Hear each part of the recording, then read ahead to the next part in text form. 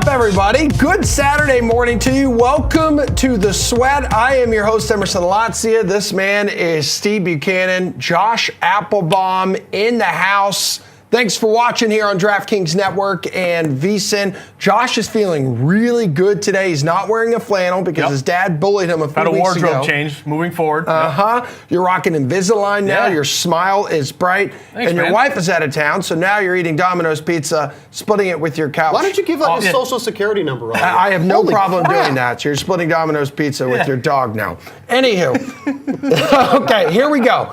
I know you were just asking what's coming Yeah, we're up. getting after it this weekend. The wife's away. We're going to bet on some games. We're going to make some money this weekend. Oh, that's the goal, great. yeah. Good thing she doesn't watch this show. Exactly. Don't worry. She's Neither in does Texas my and wife. never watches. Josh was just asking what's coming up in this show. Yeah, he's very prepared. And here is your answer, Josh. So we're going to talk conference championship weekend around college football. There are playoff berths at stake here. One booked last night. All right, Kane to Motown, let's go. We're going to put the show on ice with Pete Jensen and Anna Dua of NHL.com, college hoops.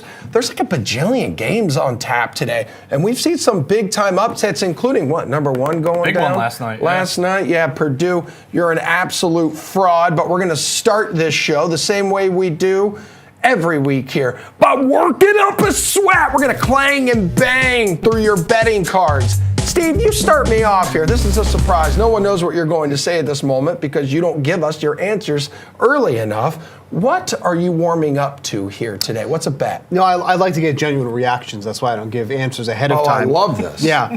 I'm looking at the NFL board for tomorrow. Yes. Not a lot of games I love, to be totally honest. But there's one game in particular that I can't get away from the big favorite in this one, and that's Miami.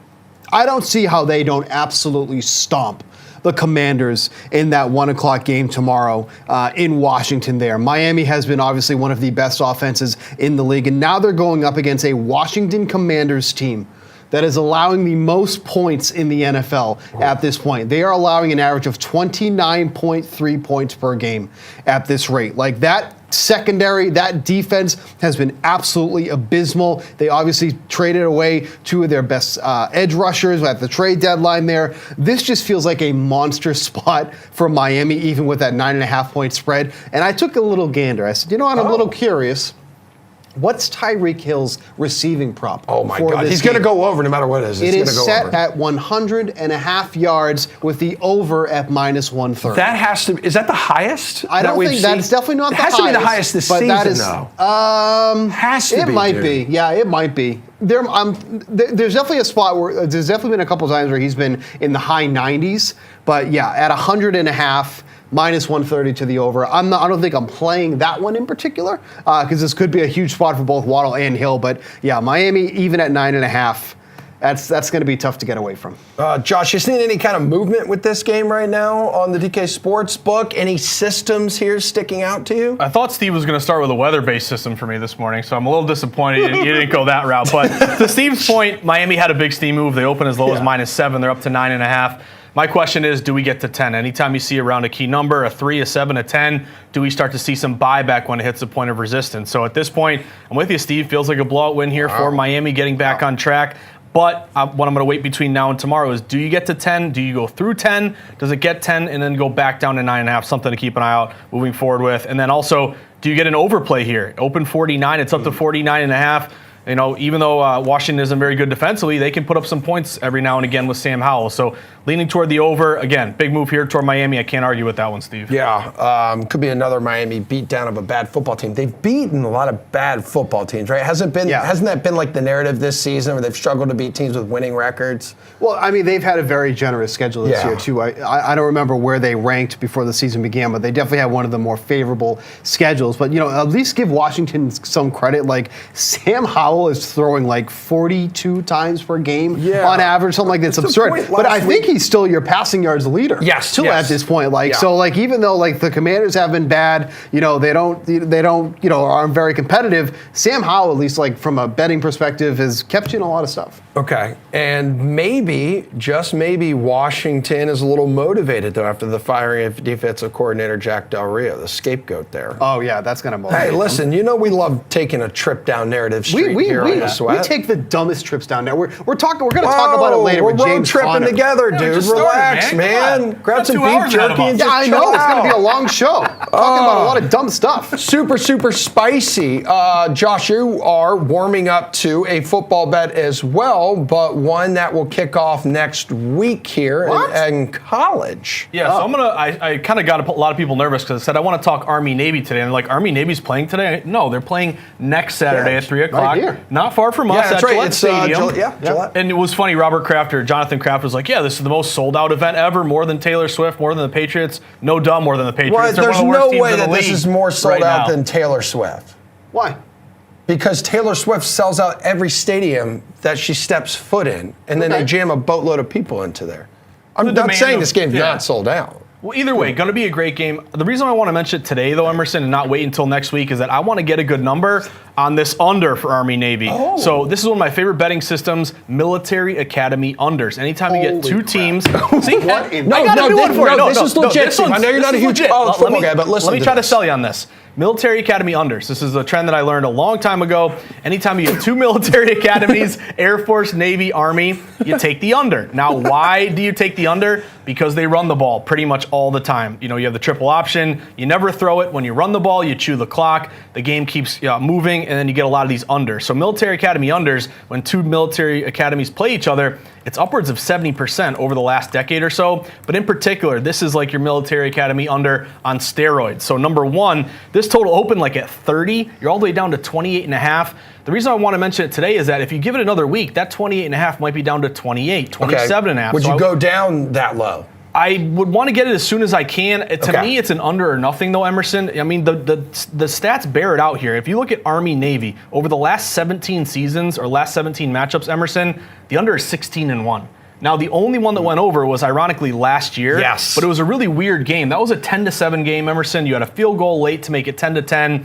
And then you had 2 touchdowns in overtime. I think the final score was 20-17. Yeah, So, Josh, if you had the opening line of 37.5 in that one, then was it the under cashed? Because most people lost on the closing line for the first time in 16 years because that was, a double overtime game or an overtime game, 17 points scored in the extra frame. Exactly, and that's something you rarely see. And to the point of, you mentioned really astutely, the opening line. The opening line for this game was 30. It's down to 28.5.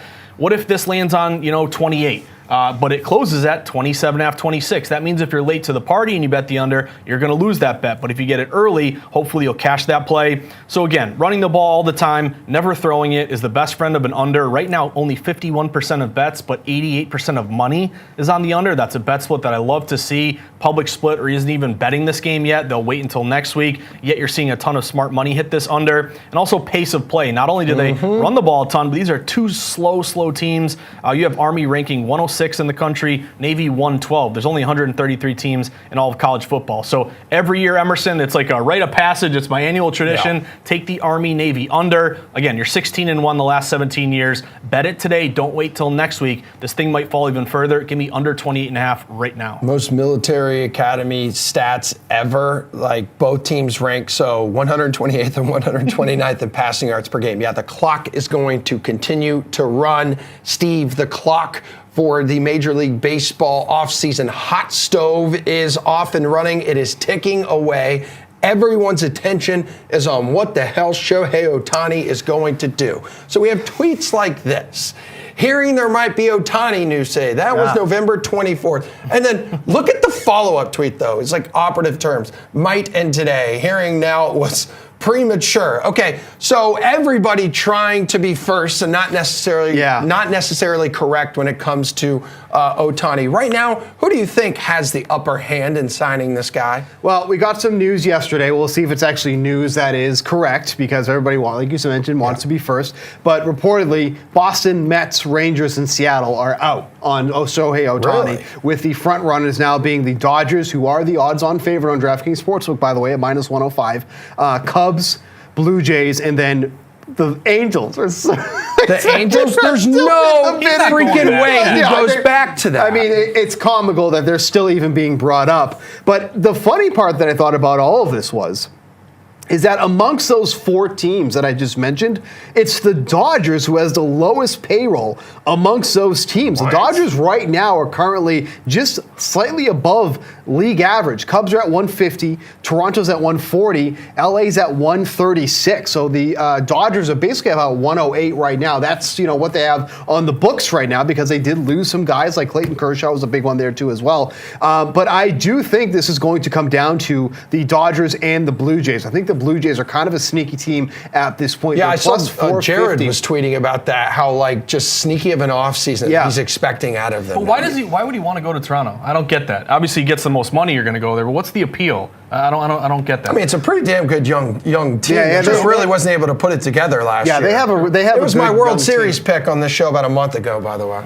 That worked out great. Definitely listen to this guy. But the Blue Jays do have a young core team of players. They have a lot of guys locked up long term. I think it would make sense there too. But quite frankly, if you're saying where I don't think it makes sense, I think the Dodgers are a team that doesn't really make sense right now because they're a team that I feel like needs some more youth on their team. They're kind of going through that overture right now because I mentioned their salary overall is just above league average. But I do think Toronto is the dark horse team right now. If I were to bet that plus 450, that's my play. And they've seldom behaved like true large market behemoths, Without a doubt, too, which they would need be you now in that division. Would be very, very interesting. Okay, guys, we already got to take our first break of the show here. Coming up, how Washington's win last night will impact the college football playoff picture, baby. Stick with us.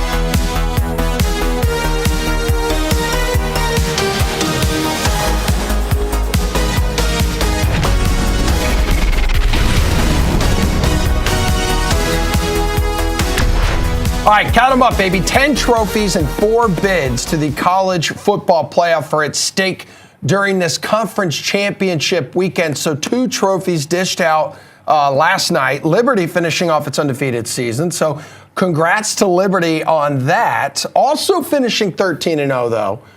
Washington, the Huskies now, Josh, will no doubt be a part of the 4-team playoff after knocking off Oregon in the final game in Pac-12 history. Pour one out. Second win of the season against the Ducks.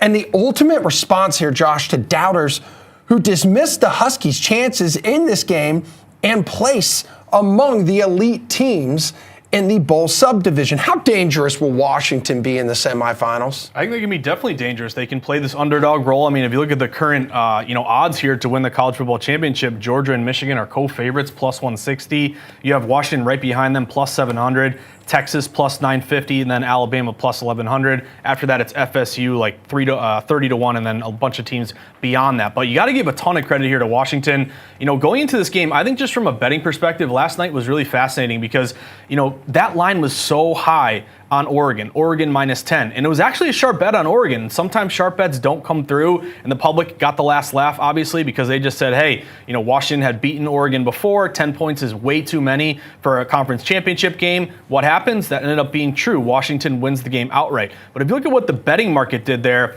I think the odds makers put up what they thought to be an honest line based upon their power ratings, making adjustments here for injuries and matchups and things of that nature. But this game opened, I think it was Oregon, at one point they were as low as minus 8.5 up to 10. They got down to 9.5, went back up to 10. 70% of bets were on Washington, yet that line kept going to Oregon. So my angle today would be, if you took Oregon, don't hate yourself today and say I made the worst bet in the world. They were the side that was taking in some respected money. But you got to give Penix Jr. a ton of credit. I think also Oregon, a bit of a fraud here, Emerson. I don't know. You just had this all lined up out on them in your direction. What do you get down? What was it, 21-3? Or they were down big early. But also from a total perspective, Emerson, I was sweating so hard last night. I had under 65. You sure wasn't the Domino's pizza you were eating on your couch with your dog? Well, hey, when the wife's gone, you left your own devices. Domino's was where I went to last night. But close 65.5. 70% of bets were on the over, yet it fell 67 down to 65.5. Okay. Thank the Lord that running back laid down and did not score. That saved all the under bets last night. It was a smart move to win the game as well. But again, Washington, Penix may not be the Heisman favorite anymore. Yeah. That's obviously changed at this point. I mean, hell, you had, if you were at that game last night in Vegas, you're looking up and all of a sudden you see a billboard. Yeah, and that billboard is one of Jaden Daniels. LSU put up a freaking Jaden Daniels billboard in Las Vegas as that Heisman race, at least entering last night, tightened between him and Oregon's Bo Nix. But now the whole Heisman race has changed following last night, and there is a ridiculously heavy favorite now, and that is Jaden Daniels. You're totally right, Emerson. So let's look at kind of the odds before last night's game and now the current odds. Going into last night, Bo Nix was as high as minus 200. He was expected to be the Heisman Trophy winner. Oregon was on pace to win that game last night. They're a huge favorite. If he puts up numbers, this could be a shoo-in for Nix. What happens? He didn't have a terrible game. He did throw a pick in that one, but you lose the game. Jaden Daniels, big move. He was plus 160 going into last night. Now he's as high as minus 800. And I think, obviously, the betting market is telling you it's going to be Daniels, and I can't argue with that too much, Emerson. If you just look purely at the stats,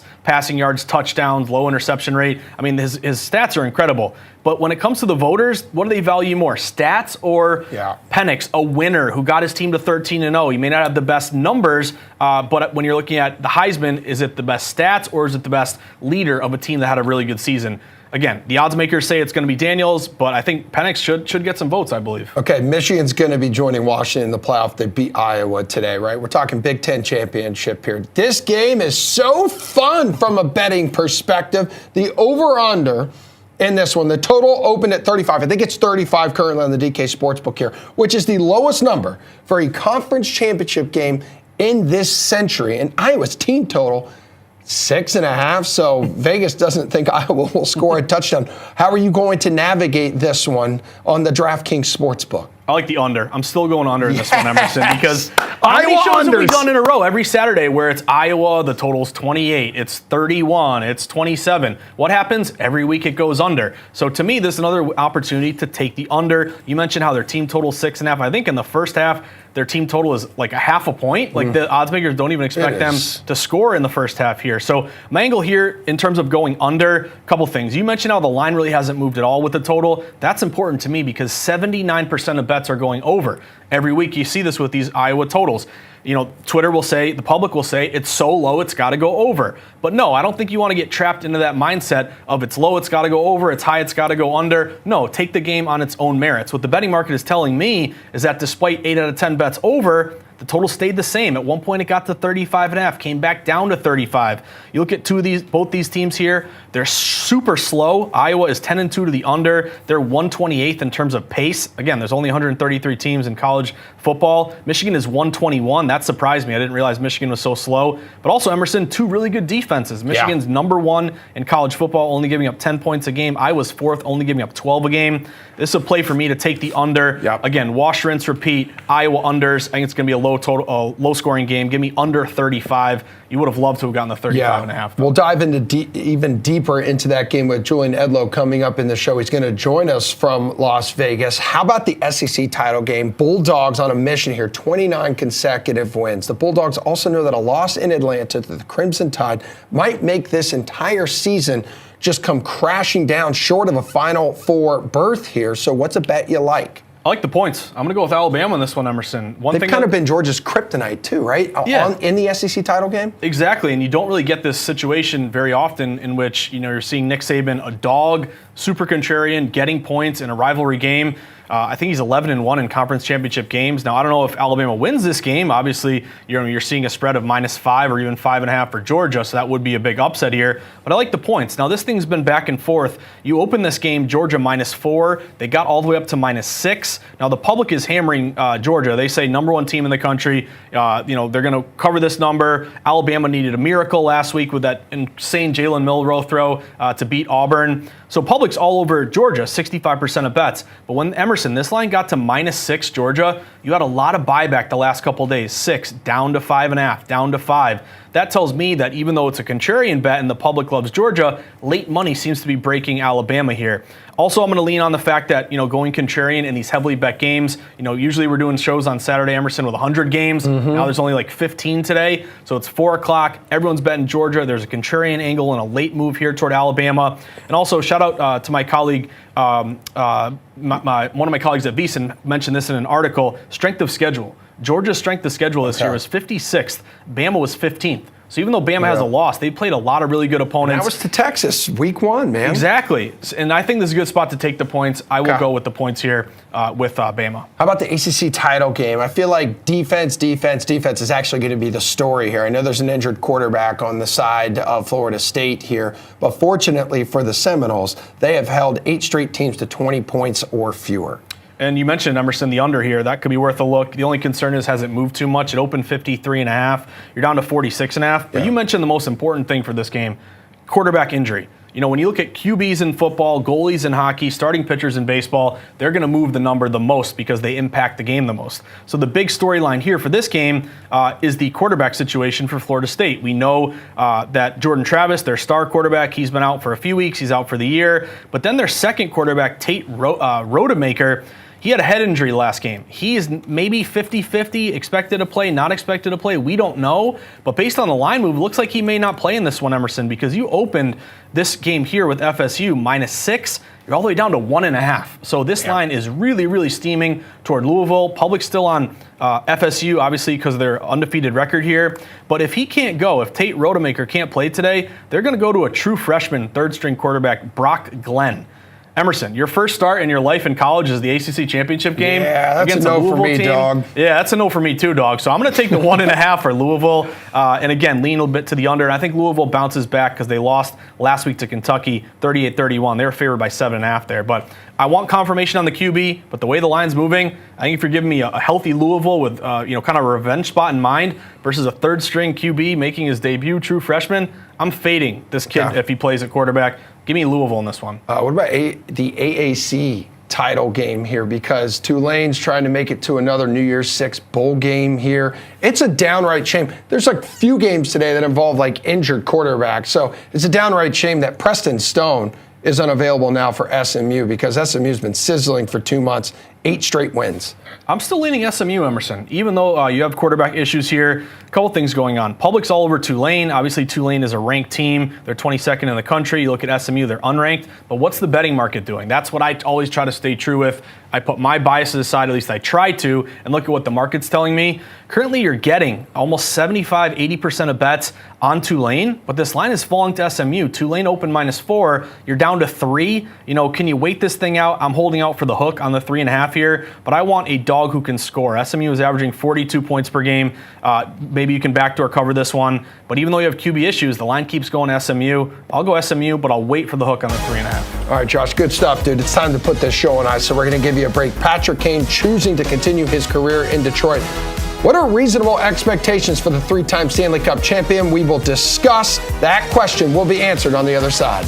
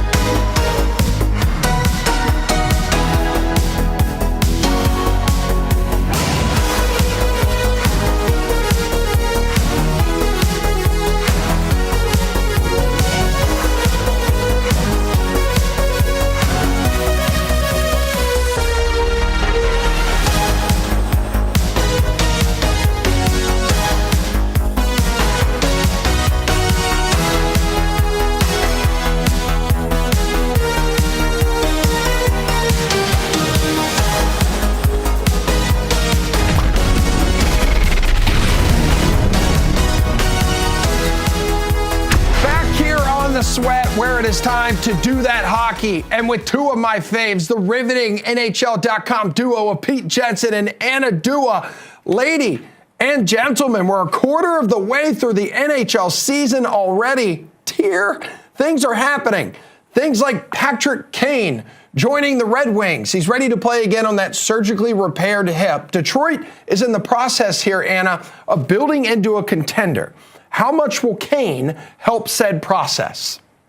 I mean, obviously, he's going to be a big part of that. It's going to be kind of weird seeing him in a Detroit Red Wings jersey for sure, but I think it's a pretty good fit for him. He really liked playing with Alex DeBrincat in Chicago, so reunited with one of his former teammates there in Detroit. Detroit looks good outside of their top six as well. They have some depth, but adding Patrick Kane, who's just 2 seasons removed from hitting 90 points, is unreal, and I think it definitely boosts Detroit's odds of making the playoffs this season. So, Pete, the 4-time All-Star says he's confident, right, about returning to his previous form as a point-per-game player, a feat he achieved in 11 of his 16 seasons in Chicago. How confident are you he can flash that form again?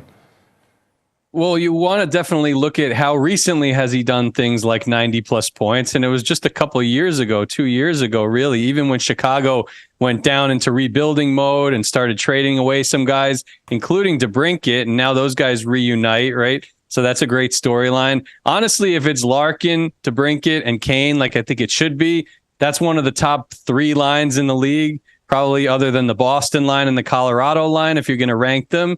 And then also the ripple effect. If Lucas Raymond gets moved down, David Perron's playing really well. JT Compher's been a big surprise. All of a sudden, that middle 6 forward group that I was critical of in the preseason, and they've taken me by surprise here. Not only do they have staying power, but they're just so much more robust with that, Raymond going down to a more appropriate role, I think. And they still have some deficiency on defense. Their goaltending trio has been hot or cold so far, but overall a big surprise, and they get stronger with the addition of Kane without any doubt. Yeah, Kane said he's highlighting the December 5th road game against Buffalo, Anna, and then the December 7th home game against the Sharks as possible dates for his debut. We'll keep an eye on that. But how about this? So the Red Wings, right, they beat the Wild last Sunday, and then the next morning, Minnesota fires its head coach, Dean Evason. Former Predators head coach John Hines now, Pete, is going to slide in. So Minnesota 2-0 since the big change behind the bench. What are the chances that the team can build off of this change and push themselves back into the postseason picture? We've seen it so many different times through the years. Daryl Sutter, Craig Berube, Chris Knobloch already this season. We've had 2 coaching changes in the NHL. The Oilers are playing a lot better right now. Even Stuart Skinner, their goaltender, has turned it around after a woeful start to the season. And I would expect that to some extent from Philip Gustafsson here and or Marc-Andre Fleury. There's no way that these guys are as bad as they've looked so far in the season. Even Minnesota as an offense, a little bit pedestrian, but in the underlying categories like offensive zone time percentage, they're top 10.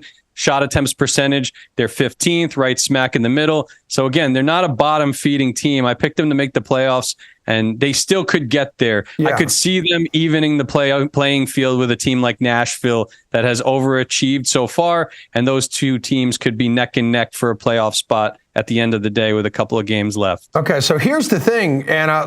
Evason was in his 5th season, right? And while Minnesota made the playoffs in all 4 of his previous years, they failed to win a postseason series. So it's not only about getting there, it's like doing something when you actually do get there. Yeah, we got to take one step at a time with the start of the year Minnesota has had so far, though. So I think focusing on getting there this season is at the top of their list. But yeah, you're absolutely right. I've been weirdly high on this team, so I was a bit disappointed with the way they kicked off their season. But we have to remember we've nowhere seen the best of Kirill Kaprizov this year, and he's kind of heating up a little bit. He has 5 points in his last 4 games. So there's a little bit sprinkle of Kaprizov there, but still nowhere near the elite player we've seen in years past. There's There's other guys who have stepped up to the mark, Matt Zuccarello, namely, even a guy like Matt Boldy. We haven't seen the best of him so far this season. And Pete mentioned the netminders who have been so tumultuous to kick off the year. So they have the pieces. Maybe the coaching changes the spark that they needed to turn this team around. But right now, all they can think about is making the postseason. Winning there is like a long-term goal right now. Okay, let's focus on today then. 13 games on this slate. First one arrives at 2 o'clock Eastern between a couple big dogs. So we're talking Tampa and Dallas here. Ottinger is a man possessed between the pipes for Dallas. And then the Lightning are top 3 in scoring here, Anna. So which team are you giving the edge to? I got to go with Tampa in this one just because year after year, I swear to God, like one of the most players in the NHL somehow is Nikita Kucherov. Right now, he's leading the entire league in points so far this season, dominant with 39 points. He's going to be probably the first player to hit the 40-point mark this year. And this happens every year. No one cares about Nikita Kucherov. He's playing out of his mind right now. And I feel like against the Dallas Stars, he's just going to keep that momentum going. All right, Pete, who has the edge in your eyes? I really like Dallas this season. I think that they're even stronger than I thought they would be, and I had them as a top 4 team to win the Cup. Obviously stronger than Edmonton, a little bit more consistent than Colorado out west, and Vegas is dealing with some injuries right now. So I feel like Dallas is really the cream of the crop in the Western Conference as of now and moving forward. And then when you look at like some of their third liners, I mean, Tampa doesn't have the depth that they did 2-3 seasons ago. Meanwhile, Dallas just continues to bring up these guys. Wyatt Johnston, they bring in the veteran Matt Duchene's like a point per game player. Tyler Seguin, career renaissance so far this season. And even in the AHL, they have like a crazy producer, Logan Stankoven. So even if one of these guys gets injured, that guy's primed and ready to come up at some point. So I'll roll with Dallas here, and I think they're one of the best teams in the league. All right, I need both of you right now to buckle up because we're taking a trip in our sweaty Twitter time machine. Yeah, October 24th. Look at this. Anna, you tweeted, "I fear the Buffalo Sabres have woken up." And it seems like they have. Before that tweet, Anna, they were sleepwalking to a 2-4 record, scoring just north of 2 goals a game. Now, since then, they're 8-7-2, but they're lighting the lamp more than 3 times a game on average. They take on your Cup pick tonight, Carolina. How's it going to play out, Queen? Come on. Despite me being good luck for the Buffalo Sabres based off that tweet, guys, I got to go with Carolina in this one. Shocker. The Carolina Hurricanes still lead the entire NHL in offensive zone percentage this season. And I swear to God, this team puts up 40 shots a night on a regular basis. And against a team like Buffalo, that's been up and down so far this year. You don't love the look of that so far. Last season, the Hurricanes won 2 out of 3 games against the Buffalo Sabres. And this team is just waiting on the cusp of going on a hot streak. I know they got some key players back. Andrei Svechnikov back in the lineup. That guy can't catch a break, gets hit in the head with the puck, gets an illness, everything's going on, but he's still getting points pretty much most of the nights he's on the ice. So he's going to probably heat up soon. And the rest of their forward group has been insane. And I feel like the Buffalo Sabres just can't take on the Hurricanes in this one. Carolina's slowly getting there, like 10-5 in their last 15 after that sluggish 6-game roadie to kick off the year that turned into a 2-4 mark here. So Carolina is really figuring it out, no? Yeah, they are, and they have so many goalie options to choose from. You'd hope that could, stop some of the woes. So at some point, of course, we hope Freddie Anderson comes back at some point this season, but they do have Ranta and Kochetkov to hold down the fort in his absence. And back to Buffalo, I mean, like some of the secondary guys on this team that have stepped up in the absence of Tage Thompson has been remarkable. Even yesterday, they lost to St. Louis in a run and gun type game, but they scored 4 goals. So there's a lot of hidden value in DFS. In the props market, Zach Benson's back from injury and scoring some goals and some razzle-dazzle goals at that. And also Casey Middlestad's leading them in scoring. A lot of people overlooked him. And JJ Peterka, a player that I and Anna were both high on entering the season as a breakout candidate. Sure enough, he's in the double-digit goal department with 10 after last night's goal against the Blues. All right, in terms of DFS forward here, Anna, you just went off on Kucherov a couple minutes ago, playing out of his mind. How close is he to a must roster tonight in the forward department? I think he's up there. Obviously, you're going to have to pay a lot for a guy like Kucherov, but he deserves it with the way he's been playing. So he's definitely up there. I'll give you a bit of a value pick, though, if you want to add some room to your roster. Jake Neighbors for the St. Louis Blues. My goodness, he's been tearing it up as of late. He has 7 goals and 8 points in his past 7 games. I feel like he's scoring night after night. A pretty favorable matchup for him against the Arizona Coyotes. So I really like him as well, and you can get him for a really decent price. All right, Pete, bring us home. I'm looking in the desert. The Arizona Coyotes are playing really well this season, and some of their second and third line players have been out of this world, from Lawson Krause, Matthias Michelli, and then a hidden gem, diamond in the rough, Michael Carconi is up to 10 goals, tied for the Coyotes lead with Krause, and has had a bunch of goals over his past couple of games, including a highlight reel goal against the Lightning the other day. The Coyotes can win at home. They can win on the road. They can make you scratch your head a little bit.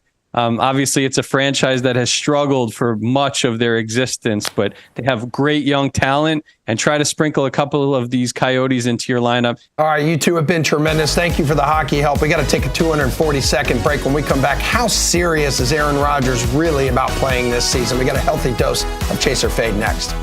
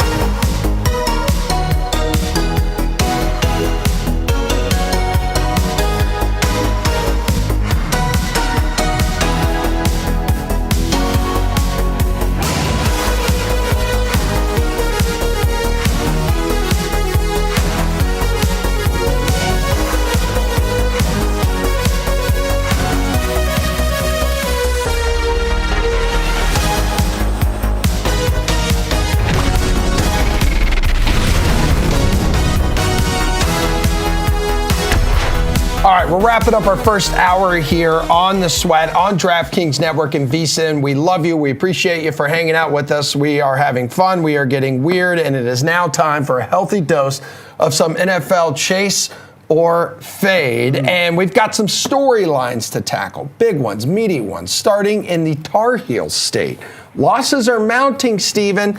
Answers are hard to come by as Carolina's season is swirling down the drain. So Panthers owner Dave Tepper, he has lost faith in his head coach, which is why he got rid of Frank Reich. Sure. But he is not losing faith, for some reason, in the team's rookie quarterback in Bryce Young here. As it shouldn't be. All right? Chase or fade for me. Taking the C.J. Stroud part out of the equation here. Okay. The Panthers will regret drafting Bryce Young #1 overall. No, you can't say that. And it's ridiculous that people are even saying this. Why is Do that? you think that C.J. Stroud would succeed in this offense as it is right now? Okay. Carolina probably has the worst offensive line in the league. They're right there with, let's say, Tennessee, the Jets, and that has led Bryce Young to be under pressure on 40% of his dropbacks. In that scenario, he's completing 37% of his pass attempts and 3.4 yards per attempt. He's been sacked 40 times already. Amongst qualified quarterbacks, that's second in the league, trailing only Sam Howell, who I think has like 90.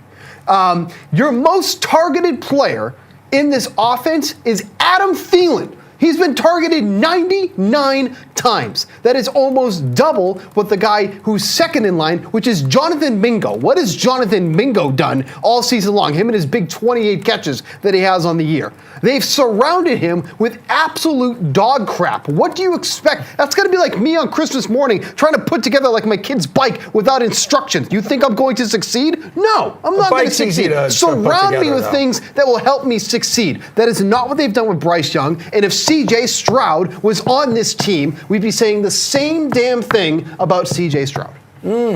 Interesting there. Josh, what do you think? Will this be a decision they regret years down the road? He has looked absolutely terrible, but Steve does make some good points where the team is just really terrible around him. That's why I get paid. So long term, I think, Bryce Young probably will get straightened out. But David Tepper in his press conference, by the way, he's just way too. Tepper has had a terrible tenure here Yeah. as the owner since he took over as the Panthers. This is what, like the 6th head coach in like 7 or 8 years or something like that. It's ridiculous. And does he throw a boatload of cash at Bill Belichick to maybe move over to Carolina? Oh my and give him God! some You're good. respectability? It's like the one situation that would probably be worse than the Patriots if you look at this yeah, if roster. you're Bill, you as don't you go to wanna the go there. Panthers, Yeah. that was a silly thing to say, and you have lost all credibility. Well, he's extremely rich. What if he offers Bill 3 years, $30 million a year? Not Is worth Bill it. going to say no to that? Bill's I would probably say no to making that. more than that right Full now. control, bring all your kids, do whatever you You want. don't want Bill Belichick to have full Wait, control. We're seeing what That's true. happens when you, You do watch that. what's on our televisions? What's happened to you? What I dude? would say, though, I think there's an opportunity. So right off the bat, what I was getting at with Tepper is that in his recent press conference, he kind of acted like he did regret it, because anytime you like vociferously say he was our guy, we all agreed he's the man, we all agreed that Young was the pick, that tells me you're kind of talking yourself into it. Maybe you do have some, regrets over that pick. Now, again, Stroud obviously has been the better player this year, but to Steve's point, you have a bad offensive line. You don't have many weapons. There's been a lot of drop passes as well. I'm just concerned about Bryce Young and his size and taking a lot of hits long term. Is that going to be an issue? Again, I think he straightens out. Maybe you should have stayed with Reich a little longer. I know it's a bad season, but you don't want to have constantly be changing offensive coordinators. But here's one thing in terms of the Carolina Panthers that I am looking at, guys. Their win total opening going into the year was 7.5. Adjusted, it's 2.5. So if you got the under, you're cashing that bet. But what's weird, guys, is that the over is being juiced 2.5 over -165. Steve, you tell me who they're going to beat down the stretch. Not the you have Jaguars. Buccaneers twice. Your Jaguars, Emerson. Packers, Falcons, Saints. I don't see 2 wins there. I don't think they get to 3. I think that's wrong. I would go under with some plus money there, adjusted under 2.5. Maybe you win a game. I could see them losing out the rest of the way, though. It's tough to see a it's quarterback, Steve, any quarterback in this league that you could plug and play in this Carolina offense and have him succeed. Even a guy like a healthy Aaron Rodgers, who the 21-day window has been open now by New York. We see him out there kind of spinning the football. We see the videos all over social media. This would be an mind-boggling comeback for someone who tore his Achilles 3 months ago, for crying out loud. Chase or fade here, Josh. Aaron Rodgers, though, is using the Jets' playoff chances as an easy out to not come back this year despite all the hoopla about wanting to come back? So I'm going to chase that idea because I think one thing we've learned about Aaron Rodgers as he's gotten older, the diva quarterback, he loves the attention. He loves it when, remember the whole saga, where will he get traded? Where's he going to go? Jets, all off season, we were inundated with this talk. I think Rodgers likes being the center of attention. I think he likes the idea that he could shock a lot of people and come back from an Achilles tear quicker than pretty much anyone else. So I think there is a motivating factor there just to prove everyone wrong. But in terms of, why you would want to come back, Emerson, I don't really think this is a team to come back to. You've seen, obviously, the Jets lose a bunch of games here in a row. Their win total right now is 6.5. It's under -150. To make the postseason, they're plus 1,800. Why would you come back and maybe risk re-injuring your Achilles behind an offensive line that isn't very good in a situation where you're not going to make the playoffs anyway? Is it just to prove people wrong and say, I told you so, look at me, I came back from this injury really quick? Maybe Rodgers is the kind of guy where that's just the only thing he cares about. But I think if he's listening to smart people around him, his agent, his family, I know he's not on great terms with his family, but someone should tell him, take the year off, come back fully strong next year. But I would say Patriots and Jets play the last game of the year. Imagine if Rodgers did come back and maybe Belichick is going for a win there, his final game as Patriots coach. Go low on him. And Rodgers beats Belichick with the Jets. That's something I would keep an eye out for. And then sends Belichick off into the sunset to either coach the Commanders or the Chargers. Steve, if Aaron Rodgers can return, should the Jets even want that this season? I think they're going to let him do what he wants to do. Yeah, he's making the You call. saw in Hard Knocks, they're like, whatever you want, man. Well, yeah. If he wants to come back, he's going to come back. And I do think he's going to come back. And Josh already kind of hit on this because he is a showman first. He is somebody that is going to want to take the field to prove everybody wrong and say, I was able to come back at my age, do this, defy whatever, all reasonable logic, all medical logic coming into this injury when that happened on the 4th or 5th snap of the year. I think he comes back. I think he plays just to kind of make a statement here. And again, we were talking about this early in the year when we talk about comeback player of the year. There were two guys that you could bet and you were going to make money either way. You take the favorite into Damar Hamlin or you put a little play on Aaron Rodgers, almost basically guaranteeing you some money because at the time he was 20-1, I think it was, to make comeback player of the year when Hamlin was -180, I think was at the time we were talking about that. If you bet either of those guys at the same time or whatever, you're going to make some money there, but I do think Aaron Rodgers ends up taking the field one more time before the season's over. I mean, listen, right now, if you're the Jets, you're thinking, damn, it would be nice if I had a really high draft pick, potentially be up there and have the opportunity to maybe take Caleb Williams, who was looked at as the best quarterback potentially in this class. Will he even enter the draft is a question here, Bukes. Williams says it's a game-time decision if he goes pro this year. Chase or fade, the best decision after this past season for him is to just stay one more year in college. Well, he probably doesn't want to play for the Patriots, and I don't blame him. So that's probably why this is all of a sudden a game-time decision.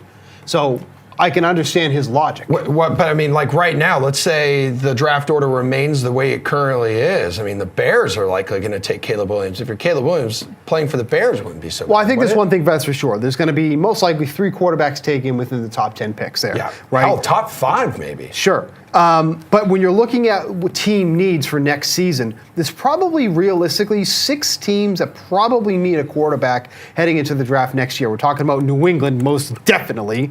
The Vikings, Raiders, because I don't know if they want to stick with Aiden O'Connell at this point. No. Tampa, because obviously Baker Mayfield's not the long-term options. Atlanta, maybe. I don't know how keen they are on keeping Desmond Ridder. Obviously, there's been a lot of back and forth there. And then, of course, we're talking about Chicago, who could end up with one of those top picks there. So I do think that realistically, this probably should be a spot where Caleb Williams should go into the draft here because there are a lot of quarterback-needy teams going into next year's draft. But yeah, if this comes down, he doesn't want to play for the Patriots. I mean, who the hell would blame him? I'd go 5 years in college if that was my choice. Yeah, dude. Hey, listen, I took the 5-year route. Look at me. I'm thriving right now. I get paid more than you. Yeah, you probably do. There's no question in my mind there. Josh, it's not like going back to USC. They're going to have this like cupcake schedule either, man. Like it's going to be a new conference. So what do you do? Although NIL, the guy's making $1 bajillion a year right now. So I looked at the odds here to go first overall, and he's still a big favorite, minus 450. I mean, that's an implied probability of like, I think 82%. Here's the question you got to ask yourself if you're Caleb Williams.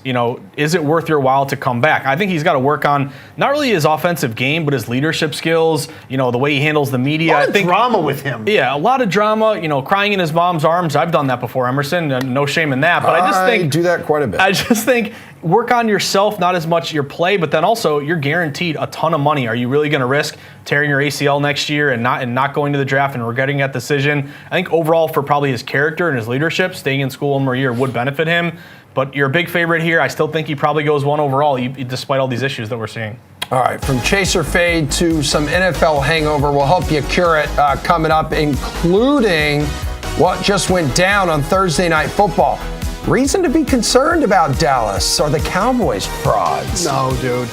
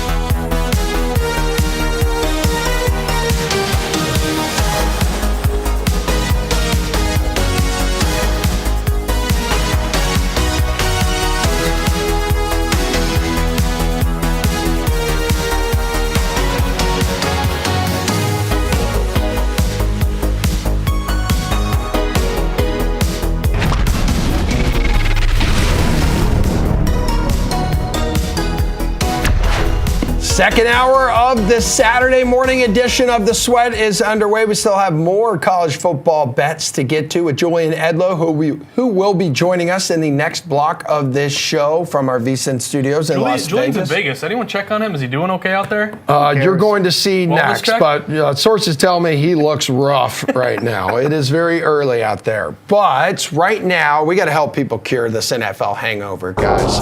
Week 13 starting off in incredible fashion. Primetime unders, LOL, Josh, grow up. So Dallas keeping their home win streak alive with a 41-35 victory over the Seahawks. 14th home victory in a row for Dallas, just 4 wins away from tying its current franchise record of 18 straight at home. Highest scoring Thursday Night Football game of the year, and included a grand total of 0 punts. So pour one out for the poor punters just watching as spectators on the sideline. But Josh, question for you here. How much did Dallas surprise you in this comeback? At least for me, I'm thinking this defense, and Steve, we talked about it. This defense got exposed big time by a Seahawks offense that's just been very inconsistent this season and really kind of tough to gauge. And that was surprising to me, just the defensive effort from the Cowboys. And I will give a shout out to our buddy Pierce. Remember on last week's show, he said the Cowboys are due for a loss and they're going to lose a game that you don't expect. You don't have to give Pierce that? credit. And they He's almost not here. did that. They almost did that. They almost gave it up there. Obviously came back and won the still game. wrong. But He was still wrong. He was looking pretty good until the very end, until they came back. But whole point being, again, I look at all these games from a betting perspective. One, you mentioned Emerson, that primetime under situation, which has been great all year long. I think it's now 29-9. Didn't even have a chance in that one. Just up and down the field, tons of points being scored. My thing when it comes to Dallas now is, do you entertain Dak Prescott for the MVP? His numbers are incredible. He keeps doing this every week. 300 yards, 3 touchdowns a game, no interceptions. I believe he's around like plus 800 at this point, so it's going to be hard for him to catch Jalen Hurts, and obviously he's got a couple really good players ahead of him here. But if Dallas continues in this direction, Dak continues to put up these incredible numbers, does he get into that race? Obviously, you're missing a great number at this point. It's moved quite a bit, but still, could it move even further? Dallas's adjusted win total, guys, is now 12.5. Now, the under is really juiced up, minus 190. But even though you lose, over this primetime game, is that an opportunity to kind of bring this team back down to earth? You're not as great as everyone's telling you. Is it a kind of a humble pie situation, which could benefit Dallas long term? But my whole thing there, Emerson, is Dak Prescott. He's now firmly in the MVP conversation. Yeah. Bukes, there's no question about this Cowboys offense. Yeah. They scored on 8 of its 9 possessions, not counting kneel downs here. And the lone miss, that was a CeeDee Lamb drop on 4th and 2 late in the third quarter here. And quite frankly, too, Seattle let them right back into this game. Those 3 turnovers on downs in a row to close out that fourth quarter because they turned the ball over on downs. Cowboys go down, score a touchdown. Seattle does it again. They go down, score a field goal, do it again. That's the end of the game there. So Dallas definitely had some help in winning that game. But nonetheless, like we mentioned, that offense continues to hum each week in, week out here. So I'm not surprised that they came back and won this game. Was more surprised that Seattle put up a pretty good fight against what has been a good defense so far. The Cowboys hadn't trailed at home all season until the Seahawks came to town here, Steve. And for all the talk about poor quarterback play, throughout the league this season, injuries to top-end starters, certainly having an impact, obviously. Prescott and Smith, they kind of cast those doubts aside for a night. Prescott went off. Smith threw for more than 300 yards, had 4 total touchdowns, committed a crucial turnover a little late in that game. But are you confident maybe Seattle's offense is starting to kind of put things together here and can actually be a threat in that division, despite them being now down, I think, 3 games to the 49ers? All right, they're no threat in the division. Let's just put that to bed right now. But when we talk about this offense here, it's not like they had easy matchups the past couple of weeks. They faced the 49ers and the Rams. That's not like those were easy matchups there. But they have a lot of good matchups to round out the rest of the year. They're going to face the Eagles, the Titans, Steelers, and Cardinals. Those are definitely teams that you can throw against. So, And this was without Kenneth Walker, too, who didn't play. Yeah, for Seattle. and Charbonnet was really very ineffective. You know, I think a couple of those turnovers on downs, he wasn't able to cross 4th and 1 and 4th and 2. I think it was late in those in that fourth quarter. But Geno Smith has been fine in some of the more favorable matchups. Like 3 weeks ago, when he faced the Commanders, he threw for 369 yards. Like that's what everybody does when they face the Commanders. So some of the teams they have coming up, like I mentioned, like Philly and Tennessee specifically, really good matchups through the year. This offense should be fine, but too little, too late at this point in the division. Okay, is it an overreaction to say that the Seahawks offense is a threat now moving forward after what they did against Dallas and the supposedly good defense? So I give them a ton of credit. Obviously, they played well in Dallas. Remember, that line was, I think, as high as -9.5, -10. I mean, that was a big number in favor of Dallas. So give Seattle credit for battling back, making that a game of it. But I'm not too confident in Seattle overall. I actually kind of been changing my opinion of this team. I really liked them kind of early throughout the year, but they're really kind of playing poorly at the wrong time. They've lost 3 of their last 4. Their win total right now, they're standing at 6-6. It's 8.5. The under is -160. So they're basically odds makers are projecting them not to win too many games here down the stretch. To make the playoffs, they're +155, so you're getting plus money if you think they'll squeak in as a wild card. But no is -190. So the betting market is telling us that the Seattle team is kind of trending in the wrong direction.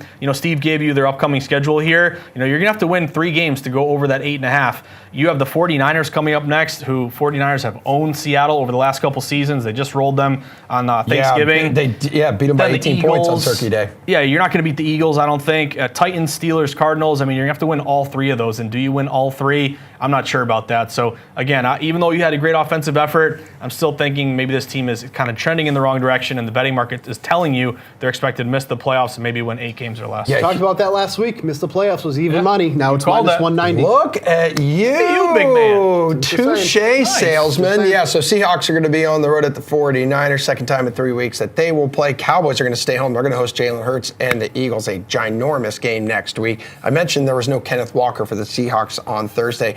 Now there's going to be no Jonathan Taylor for the Colts after I think it's hand surgery, thumb surgery.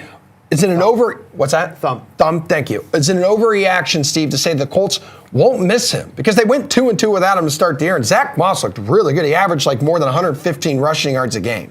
I mean, it's egregious to say that they're not going to miss him. I mean, that's just ridiculous to say. But that being said, no, it's not. This team was succeeding without him because, like you mentioned, Zach Moss in the beginning of the year was really well. Ironically, the best game that Zach Moss had was the first game that Jonathan Taylor came back against the Titans, who they're playing this week, by the way. So just a little thing, something to think about for Zach Moss there.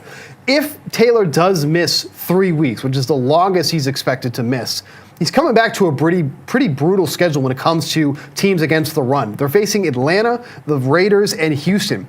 Houston and the Falcons specifically has been very, very good against the run. So we're talking about, the effectiveness of what Jonathan Taylor is going to look like when he comes back is probably not a good outlook there because those are 2 teams that have been very stout against the run. But that being said, Indy's not really playing for anything at this point. I mean, obviously when they lost Anthony Richardson in the first half of the year, that was a massive blow for a team. Currently in the playoff picture, though, at least that's 7 seed. I mean, they are currently in there, but there are way too many other teams that are close. Like Pittsburgh being in there, Cleveland being in there. There's way too many other teams that have better outlooks than Indy does. So, sure, they're still there in the mix, but I don't think they're going to be making it there. For them to make the playoffs, it's currently even money right now. I would side on them not making it, which is at -130. Okay. But that being said, it is a blow because obviously if you have a healthy Jonathan Taylor, you of course want him on the field. And Josh, they're currently reportedly not considering injured reserve here for Jonathan Taylor, but I mean, they'll take his absence in stride, right? Just kind of like they have with adversity all season.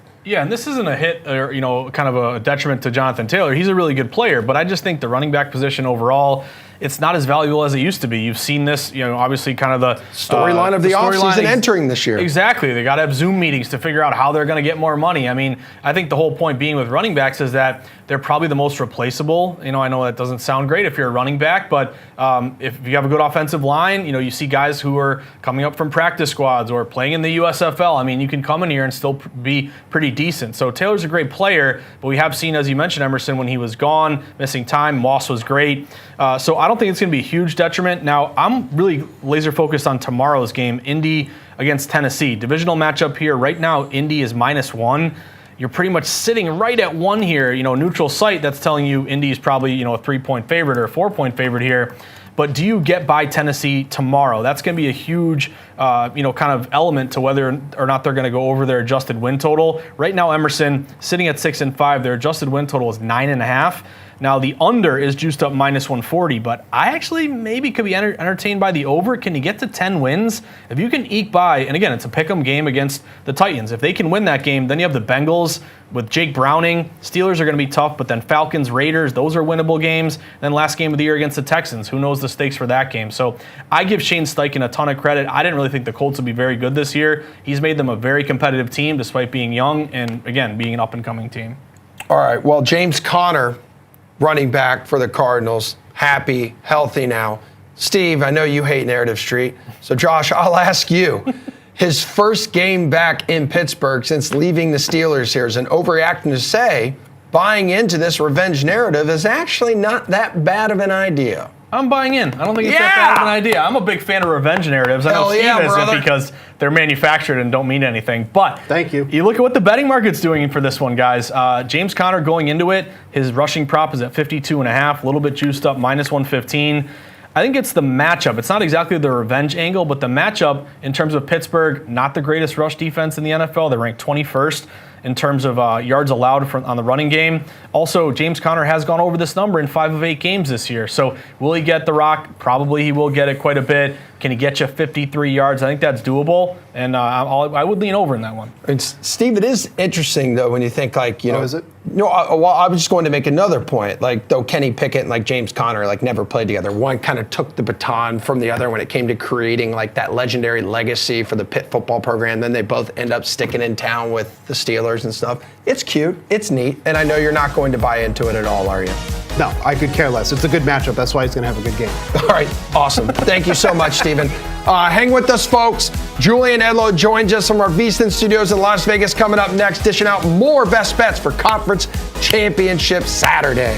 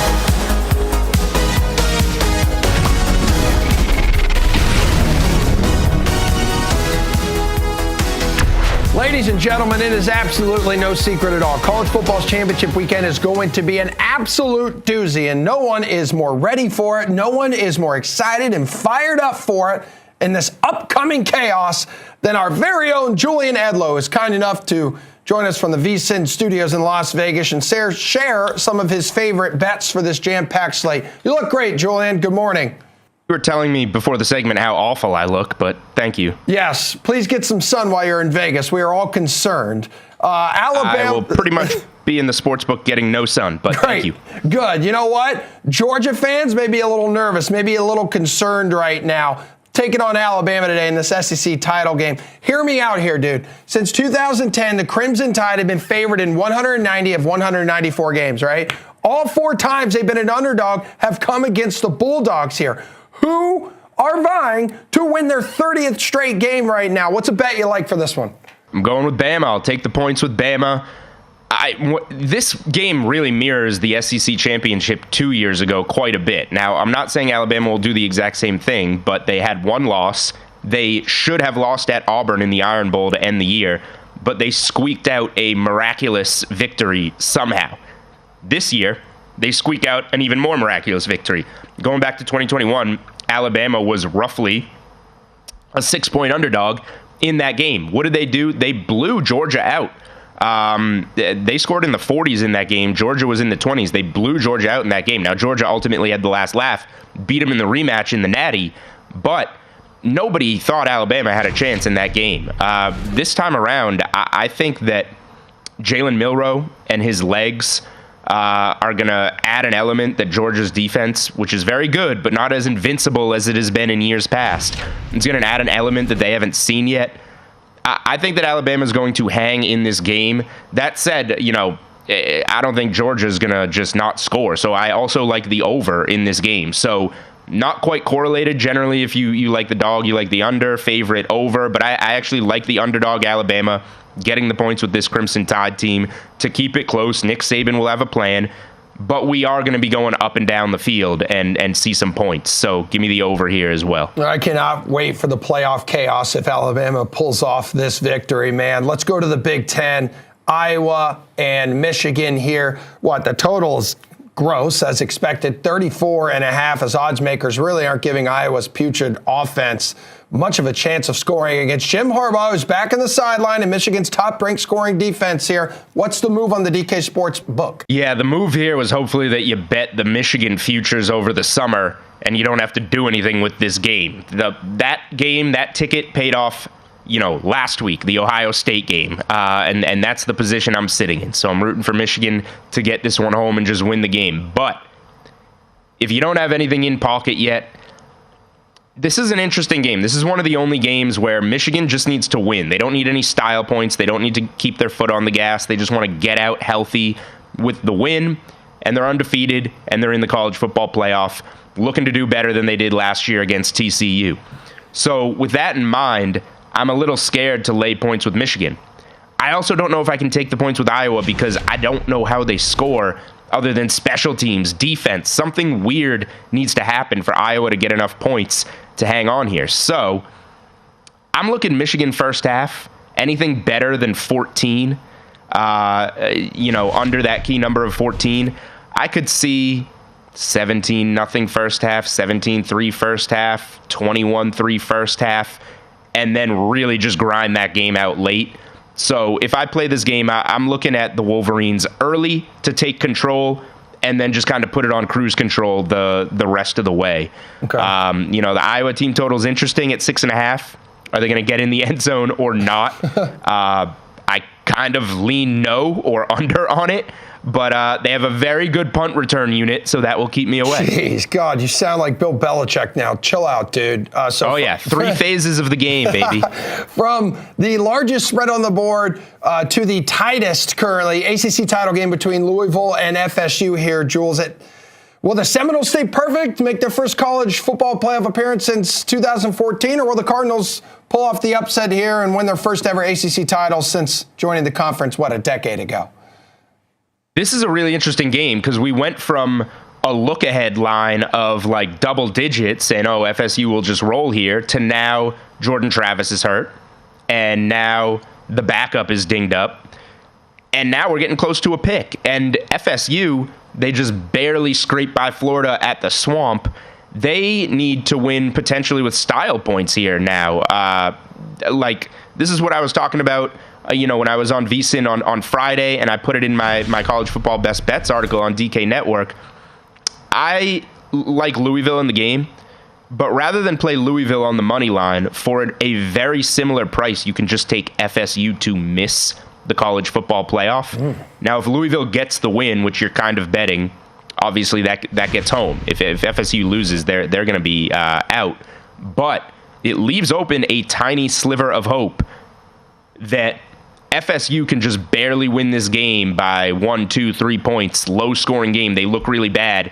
And then the College Football Playoff Committee says, we're going to leave them out because it says that the committee says they can factor in injuries. So if FSU is not the same team without Jordan Travis, and they get these gross wins over Florida and Louisville, there is still a chance to cash that ticket if FSU wins and cash them missing the college football playoff. So it's a little bit more than a Louisville moneyline ticket. Big 12, Texas, Oklahoma State, and Arlington, dude. Longhorns' final season in the Big 12. Will it end with their first conference title in 14 years? You see the Cowboys beating them for the second time this season.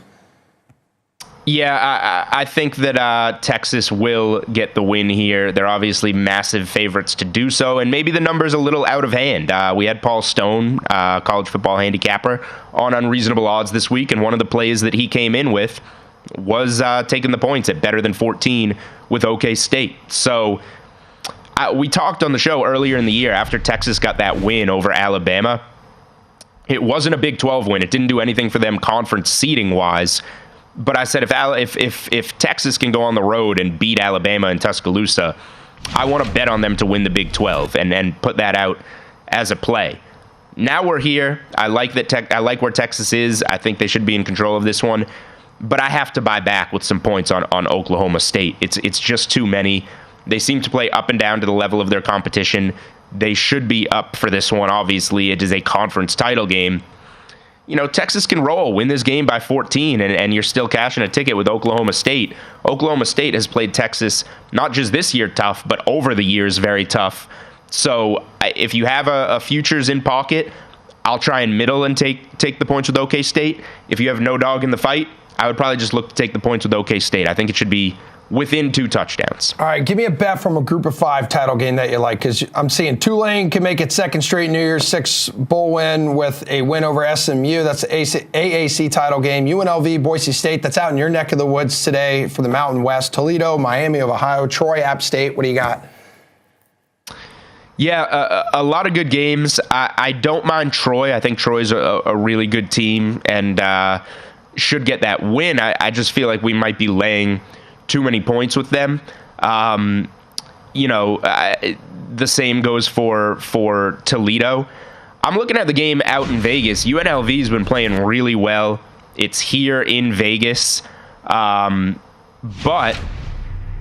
why is the number going to where it's going with Boise State? I think the number is very telling and interesting. I think my favorite, and I haven't bet any of the non-power 5s yet, so we'll see if I get around to anything. I would kind of lean to Boise State in this spot. I think it's a good spot for them at under a field goal. What's an NFL bet you have in your car for this weekend, dude? Yeah, I'm going to the game everyone's talking about. Why are the Eagles underdogs at home, growing underdogs at home? It's because the 49ers are a much better team, and the 49ers have revenge on their minds. So I think the ship has sailed with getting this at better than 3. So I'm going to have to use it at 3, but I'll lay the field goal with the Niners on the road. Philly, the spot for Philly couldn't be worse. They go on the road Monday Night Football. I lose my Chiefs bet. Chiefs don't score in the second half. They get a big win. Then they come home, play from behind, grind out that big overtime victory over the Buffalo Bills. At some point, it's going to catch up to them, and this is the best of the 3 teams that they're playing, and they have Dallas on deck next week. Huge game in the NFC.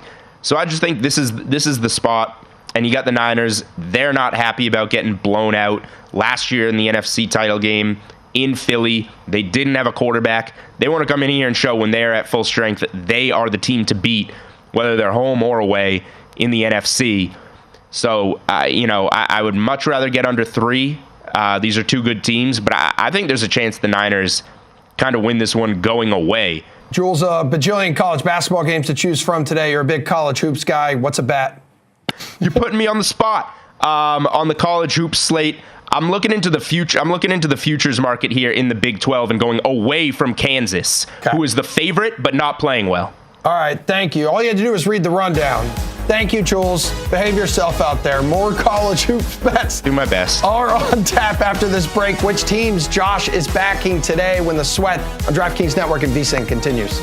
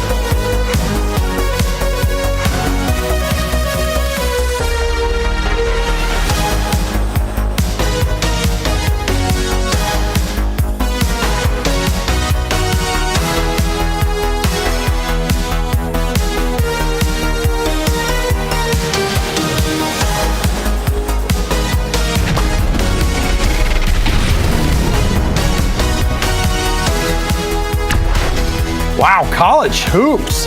Josh Applebaum off to Heating a up. hot start this season, right? Heating up. Latest AP Top 10 released earlier this week, and top 10 teams have been going down. So Purdue, last night to Northwestern in overtime. Second straight season Northwestern has knocked off Purdue. So the Boilermakers once again proving that they are frauds, and they will once again come big dance time. UConn yesterday to Kansas. Duke losing to Arkansas this week. That was insane. Everyone storming the court after that one. Miami losing to Kentucky.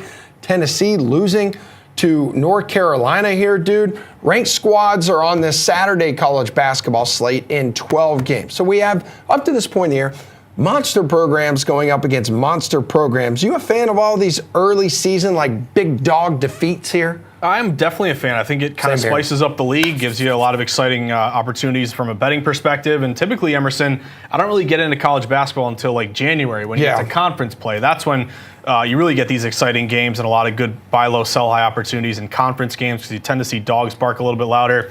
But a couple takeaways here. Number one, got to start with Purdue. Purdue obviously losing yesterday to Northwestern. That was a classic reverse line move. And I throw these terms at you guys a lot. I don't expect everyone to know exactly what I mean, but when you see RLM, that's basically when you see the betting line go away from the popular side toward the unpopular side. So for example, Purdue yesterday, huge favorite. You know, they were getting upwards of 80% of bets, but they opened -8. They got all the way down to -5.5. So it's not that every reverse line move is going to cover for you. Nothing's perfect in the world of sports betting. But that was an indication to me that there was at least a bite at the apple from sharps on Northwestern, causing that line to move in their favor. The other one was Kansas that really jumped out to me. I got them on the money line against UConn last night. Keep an eye on home teams, Emerson, and 50-50 line moves because Kansas, that was a 50-50 game. The public didn't know whether to take UConn or Kansas, but Kansas moved -2 to -3. So that told me there was some respect to money on Kansas, and I always lean to a lot of these home courts because home courts can really be a huge advantage here in college hoops. With pro athletes, they're used to the raucous crowd, the hostile environment. When you get to college, they can make a bigger difference on kind of more vulnerable players or younger players. And Emerson, just one team to keep an eye out for after Purdue lost, Houston. Houston right now, according to Ken Pomeroy, who's really the best when it comes to analytics in college basketball, he has Houston as his #1 rated team efficiency-wise in terms of all the different sabermetrics and stats here. But if you look at the betting market, Houston is plus 1,800. They actually are, I think, 6th best odds overall. If you're looking for a buy low, futures play here, and you're trusting the analytics of Ken Pom, I think Houston plus 1,800 could be worth a look. All right, well, we don't have any games like UConn versus Kansas on this Saturday slate. That doesn't mean there's not betting value to be had in college basketball today. Josh, what's cooking on your betting card here? Start me with USC and Gonzaga here, because this is a marquee matchup, but while it is a marquee matchup, it'll also be a game where I think we're going to learn a lot about USC here, right? And if its numbers up to this point in the season can translate against elite competition. I think you're right, Emerson. I'm going to go Gonzaga here. I'm going to take them on the money line. I like this spot for Gonzaga to get the win. I'm less, loving the spread here. They open, however, -3 up to 3.5 or 4. Now, money line, it's a little bit higher. It's -150, but that's one thing that I do when I'm betting college basketball. Money line short favorites. You're going to pay a little more juice. The price is going to be more expensive, but it's going to save you on the off chance that Gonzaga only wins by, 3 or less in this game. I want to win my bet instead of push or lose, so I'm willing to pay a little more juice for that security. But the line is going to Gonzaga in this spot. I'm going to bank on their offense. They're averaging 83 points per game. And then if you look at kind of both these teams head-to-head, much better shooting with Gonzaga. They're shooting 50% from the field, 47% from USC. Big advantage on the boards here, rebounding-wise. 44 rebounds a game for the Zags, only 37 for USC. And again, mentioned a second ago, but home road. Gonzaga's 3-0 at home this year. They're 15-1 at home last year. It's really tough to go to the Zags and win as a visiting team. And then Ken Pom, lastly, he has Gonzaga winning by 4 points. So this is what I like to do when I'm betting college hoops, Emerson. Go with, first look at where the percentages are, where the line is moving, compare it to Ken Pom, look at these supplementary factors. I like Gonzaga to win this game on the money line, -150. That was good news this past week, too, with Bronny being cleared to play after his heart issue. And then You see LeBron's going to skip a game? I was just about to say. That's a nice dad right there. He said he would skip out on a Lakers game if there was a schedule conflict with Bronny's debut, whenever that ends up coming. Like, your dad would never, especially if you were wearing a flannel. Tough love, Emerson. You got me this far, though. All his guidance and help. Yeah. That is true. How about Marquette, Wisconsin here? Marquette's gone toe-to-toe with the best in the nation in this young season, as we've seen a lot of these teams have, as we've already discussed. Will Wisconsin's home court advantage, though, kind of shake the Golden Eagles here? I think so. I'm going to take the points with Wisconsin, Emerson, and I think this is really kind of just your best bet against the public play of the day, your best contrarian play of the day. Marquette comes in here ranked 3rd overall. Wisconsin is unranked. This is so lopsided toward Marquette. Marquette is getting 90% of bets. Again, it's very rare you get to that 90%. That is such a pure public bias play. You go into any bar. Obviously, today is all about college football, but if anyone's betting this game, they're all loading up on Marquette here.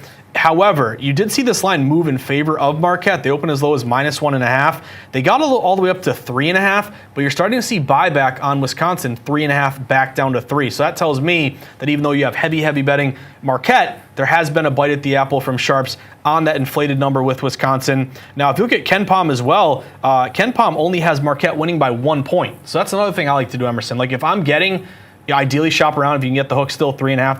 That's my play. But if you're getting 3.5 and KenPom, the number 1 analytics guy, says it's a 1-point game and I'm against the public and the line's coming back to me, I feel pretty comfortable making that bet. Most heavily bet game of the day, most lopsided, and as we know with Wisconsin, Emerson, they're not flashy, they don't score a ton, they bog it down, they play defense, they keep it really slow. I think if you get into a up and down the court kind of matchup here, you're not going to keep up with Marquette. But if you keep it, defensive effort, low scoring, it's a very low total in this one, 139. That's pretty low for a Marquette game. I like the points here. I'll take the hook with a 3.5. Right now, you may only get the 3, but I like Wisconsin in this spot. You wanted to talk Vermont hosting Yale, and I see the Catamounts here have yet to lose a contest at home this season. That's left them with a 6-2 record. So what are you looking at here? Emerson, you know who graduated class of 2009 from the University of Vermont? Do tell me. This guy right here. Oh. Proud UVM alum, go Cats go. I was young when I was younger. I remember Taylor Coppenrath and TJ Sorrentine. Oh yeah. When they upset Syracuse. So I go way back with UVM here. But I like Vermont in this spot at home against Yale. This is kind of a low bet game. The public isn't that interested in. Also, Emerson, a Vegas ID number or a rotation number, a 6-digit number. So this is game 306 567 306 568. We're getting into the nitty gritty of betting right now. What?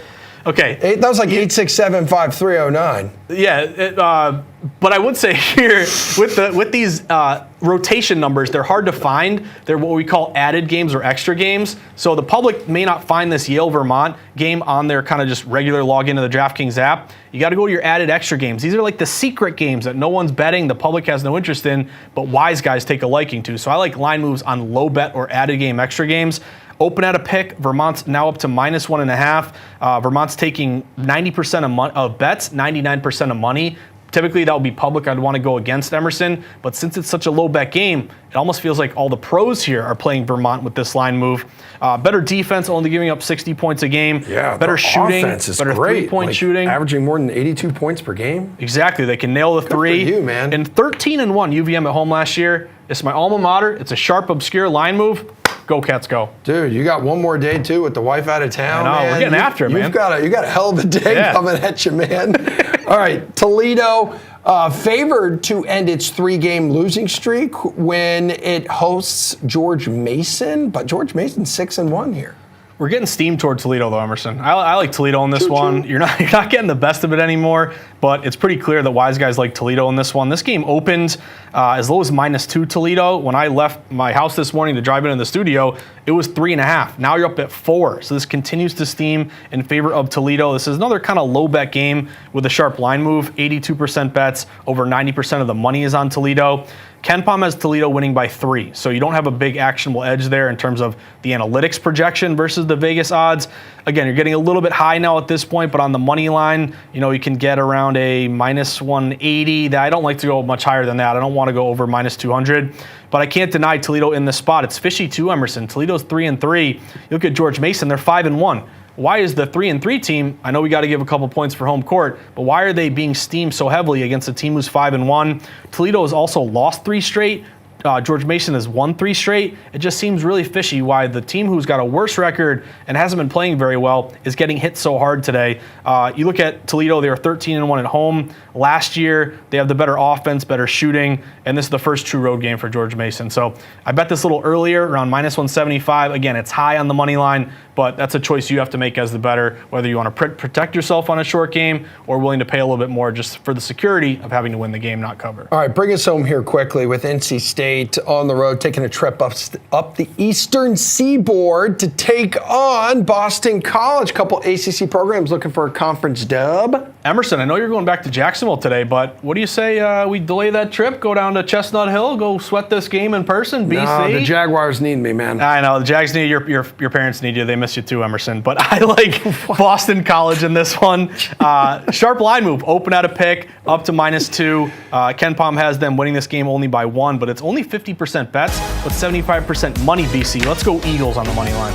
All right, my parents need me. Steve Buchanan needs you. We're wrapping up the show with some tic-tac-bro, some tic-tac higher-low, you two going at it, talking totals on the NFL slate.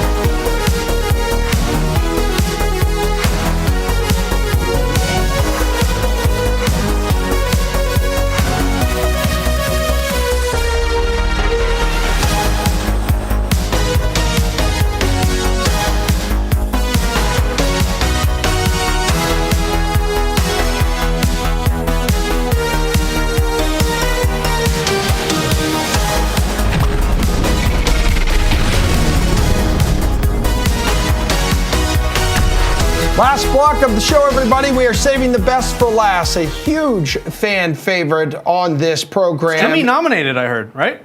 No, you heard wrong. You gotta get new sources, buddy. What about a Tony 'cause it is Award? not. Can we get anything? There is the potential, though. There is the potential. So tic tac, high or low. We've done like props and spreads and that kind of jazz before. Right now, we're gonna focus on game totals now for this weekend slate in the NFL. Now, during the commercial break, these two battled head-to-head in a heated game of rock, paper, scissors to decide who's going to get the overs, who's going to get the unders. Steve won. He gave overs to Josh. Josh, you will have the first selection here.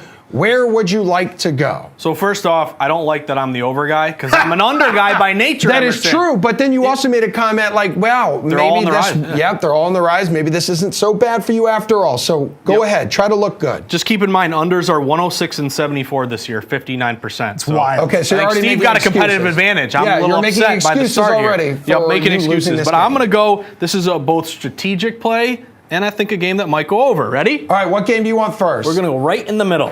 Right in the middle. We're going to Okay. go to the best San- game of the weekend, San Fran and Philly. All right, so that's at 48 right now, Josh. We're going to go over. Now, here's my angle. One, tons of steam to the over. It opened as low as 45.5. Now you're up to 48. Right off the bat, that tells me there's a lot of wise guys who bet that over caused it to move. Bet splits, 70% of bets, 82% of money is on the over. So public says, hey, a couple good teams are going to go over, but I don't think it's only public. It looks like respected action as well. And then you look at both these offenses. They're averaging 28 points per game. That's tied for third in the NFL. I like, and Julian mentioned this earlier, I like San Francisco in the game overall. I moneyline them. This is a fade the trendy dog, public Philly line going to San Francisco. But do we get a high-scoring game? I think we might here. I'll go over 48 for San Fran and Philly. All right, Bukes, your move here, kiddo. And just kind of off of Josh's point about how much the unders have been hitting, there are 10 teams in the NFL right now that are hitting the under 73% of the time. Hey. That is absurd. Just one addition to your pick, too. Did you Yep. see light rain throughout Sunday's contest? Wind gusts topping out at 16 miles per hour in the Whoa, first we got half. wind too? Yeah, yeah. 16 Wow. miles an hour? Yeah, can you See, believe that's that? actionable. But are they stuff. crosswinds or are they straight winds? All right, Steve, go ahead. and Now make you're a getting pick. too deep into it. Relax. All right, so I'm going to take my first under here, and I'm going to go with one of the lowest totals. Mac Jones or on the Bailey board. Zappi? We'll talk about that Okay. later. Under on Atlanta Ooh. and the Jets. It's currently at 33.5. And you might say, well, why would you want to take an over on a game total that is so low already? This is the Jets and the Falcons. Where are the Jets going to move the ball downfield against? I'll say what? The Falcons defensively have been stellar. Like, I don't think that gets talked about enough. They're great on the ground, they're great through the air, and then we have a Jets team. Over the past 5 games are averaging 10 points per game at this point. The Jets have hit the under in 5 straight games until last week when they played the Dolphins, and the only reason that game went over is because Miami put up 34 of the 40 required points to hit the over in that game. The Jets are going to really struggle to move the ball. By the way, starting Tim Boyle, they're going to really struggle to move the ball in that game against Atlanta. We know Atlanta loves to run the ball. That's one of their main focuses on this offense. Bijan finally getting involved. They're going to do a lot of that, giving the under in that one in a very, very low total. Another one, Josh. The weather holds here. There could be some rain, which could easily drive this total down to numbers betters Knock it that off. have already seen. Go ahead. I do like the under in the Jets game, so I'm with you, Steve. I'm going to go with the over. This might surprise you a little bit. Steelers, Cardinals over. Now, I might be going into a buzzsaw making a dumb bet because the Steelers are 9-2 to the under on the year. That's the best under team in all of the NFL. But I got to stay true to the data. This looks like a sharp contrarian overplay. This total opened 39.5. It's been bet up to 41. Why is that important? Because 76% of bets are taking the under. The public says this is the easiest underplay of the week. Steelers cash all these unders, take the under. But what's the market doing? The line actually rose on this one, 39.5 up to 41. So if you have such heavy betting on the under, why is the total going up? Contrarian overplay to me, only 26% bets, 58% of the money is going over here. Can Kyler Murray score some points for you? Obviously, Connor revenge game here, which I know Steve is very interested in. And also maybe Pittsburgh, you fire your OC, Do you play a little bit better offensively? Are they going to unlock something more? Maybe get the ball to Warren more often. I'm going to go over here with the Cardinals and the Steelers. All right, Bukes, your move here, man. All right, so well, you have to. Yeah, I set you you got up to so go down there nicely and with win that. this He did. game, and He we have did. 5 minutes Walked to into a play. buzz If I saw don't down. take this here in the segment, we got about 5 minutes left to cover. So I have to take this here, but I'm okay with that. I'm okay with taking the under with the Chargers and the Patriots. When I looked at the over-under record for the Chargers, I was shocked that they are only 3-8 to the over. I'm like, how does that make sense? I mean, this team right now is currently 8th in the league in points per game. They're putting up over 24 points per game. But the problem is we keep seeing these inflated totals for this team, and they keep going under. Currently on the season, even at 39.5, this is the lowest over-under that they've had all season long. The previous lowest over-under that they had was at 41. Every other game this season, they've had a over-under total of 44 points or more. And in a league where the under is hitting 59% of the time, is that what you said? That's correct. That's just what's been happening here to the Chargers. I have no doubt the Chargers are going to put up points. I have no worries that the Patriots are not going to put up points. Bailey Zappi's taking over. Ooh, whoopee! Everything's saved. Zappy hour, baby. Oh, Crack them please. open. Better than P. Shooter Jones, Please. right? You know what Rex Ryan? Boston Radio is all excited about right now? They're sitting here saying, oh, well, which quarterback got them in line to kick that field goal? That's what we're celebrating now, that the quarterback got them in line to kick a field goal they didn't make anyways? That's the state of the New England Patriots at this point. Give me the under of 39.5 in this game. All right, Josh, you now are forced to go Broncos Texans. That's a tough Otherwise, one. Steve wins this thing. That's true. That's Do true. it, coward. Thanks for helping me there, Emerson. Assist by you, buddy. All right, we're going to go Broncos You better shut over up. in this one Okay, because my bad. you saved me there. I would have gone over here with the Detroit Lions game. But this Broncos game, movement to the over, 45.5 up to 47.5. I always start my cap with what's the market doing. There are people much sharper than me who are hitting these numbers and moving them with the respect to the books. What I like about this over, though, 50-50 bet split. Public is right down the middle, 50-50. They don't know whether to go over or under, yet the total is rising. You're in a dome. You got two pretty good quarterbacks here, both Stroud and Russell Wilson. Stroud, we know how great he is. I think he's like minus 2,000 or something for Offensive Rookie of the Year. But also, you look at Sean Payton and what he's done here to resurrect Russell Wilson. Wilson's got a pretty good quarterback rating as well. I'll go over in this one, and thank you, Emerson, for helping me to defeat, hopefully, or at least stop Steve from winning on that play. Now, see, that's what made this segment so great the first time, is that I missed You that. walked into a buzzsaw. Right, I walked into a buzzsaw. This guy's like trying to help you out. I didn't know That's this my was, boy, yeah. this was a 2-on-1 handicap match that I'm in right now. All right, now, Bukes, you know where you have to go. well, of course, now I have to block this one here, but I'm okay with this one. Lions and Saints. Is the over-under in this one 47? Yes. What? Lions Saints right now. Yeah, it's 47. Yeah, 47. I don't get that at all. I mean, I get that New Orleans has been a better over team, especially over the past few weeks. They're 3-5 over their last 5 games there. Detroit is another team that's gone over in 4 of their last 5 games. Do you know the state of the Saints offense right now? Holy crap. They have Yeah. so many injuries right now and off-field stuff. So I think Michael Olave Thomas is stop trending. interrupting. Stop Okay, interrupting. Just saying, he's trending on playing. There's no Michael Thomas. Now, Olave is trending on playing, but he's coming back. He still has to get cleared from his concussion. There's no Shaheed, it sounds like. He's injured too as well. Like Lynn Bowden, I think, would end up being like the wide receiver 1 for this team. And then Detroit's really good against the run. So that's a tough matchup there for Alvin Kamara. So it's like, where is the Saints going to put up the points here? So 47, like as that stands right now, that might be like my favorite under on the board. Like that feels like a lot of points for a team that's very, very beat up. And then their strongest point, if all those guys are out, is the run. They can't run against the Lions. So I love that one a lot, under 47 for the Lions and Saints. Yeah, Lions are pissed, looking for a bounce back win after being upside by the Packers on Thanksgiving. Goff should be pissed so about where the way are we he's at playing. here? There's no I don't know way. if anyone's Might be at a going to win this stalemate. thing. Go Yeah. ahead. Yeah, I think we're at a stalemate here. Stalemate, but this will surprise you a little bit. I'm going Joe Flacco over. Oh, I don't like this at all. Going Joe over Flacco here. over, that's like because that. he's elite.